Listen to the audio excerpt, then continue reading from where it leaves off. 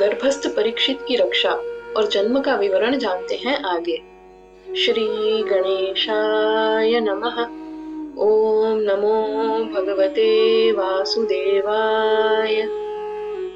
द्वादशो अध्यायः।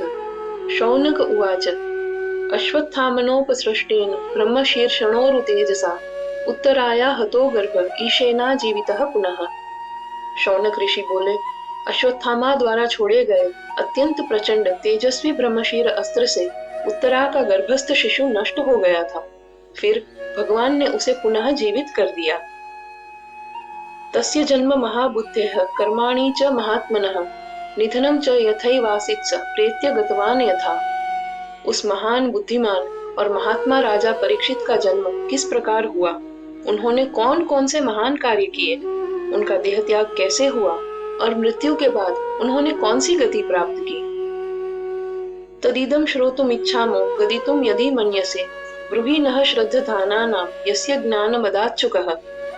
यदि आप इसे बताना उचित समझते हो तो कृपया हमें यह संपूर्ण कथा सुनाइए। हम श्रद्धा पूर्वक सुनने के इच्छुक हैं। यही वह दिव्य ज्ञान है जिसे श्री शुकदेव जी ने राजा परीक्षित को प्रदान किया था। सूत उवाच अपीपलद धर्मराजः पितृव्रतं जयन् प्रजाः निःस्पृहः सर्वकामेभ्यः कृष्ण पादाब्ज सेवया। सूत जी बोले, धर्मराज युधिष्ठिर ने भगवान श्री कृष्ण के चरण कमलों की सेवा के प्रभाव से समस्त सांसारिक कामनाओं से निःस्पृह होकर अपनी प्रजा का पालन पोषण पिता के समान किया और उन्हें सदैव सुखी एवं संतुष्ट रखा।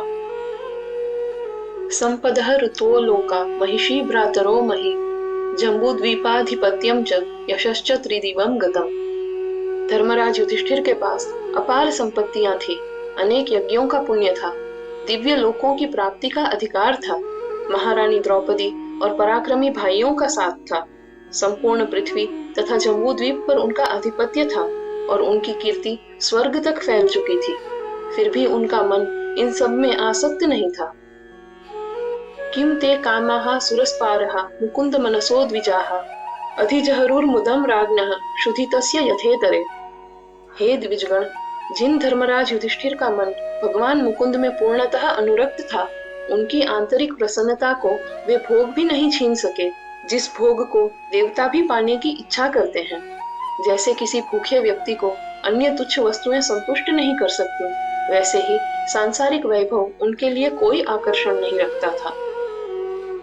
मातुर्गर्भगतो विरस्य तदा भृगुनंदन ददर्श पुरुषं कंचिदह्यमानोस्त्र तेजसा। हे भृगुवंशी, उस समय जब अश्वत्थामा के ब्रह्मास्त्र के प्रचंड तेज से गर्भस्थ शिशु राजा परीक्षित संतप्त हो रहा था, तब उसने अपनी माता उत्तरा के गर्भ में एक दिव्य पुरुष का दर्शन किया।